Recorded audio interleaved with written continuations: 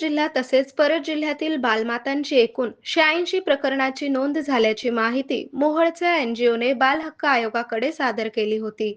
या प्रकरणी महसूल प्रशासन तसेच पोलीस विभागाने तपासणी केली असता 86 पैकी 52 प्रकरणात प्रसूतीवेळी मातांचे वय 18 वर्षे पूर्ण असल्याची माहिती जिल्हा प्रशासनाने बाल हक्क आयोगाकडे चौकशी अहवालासह सादर केली आहे.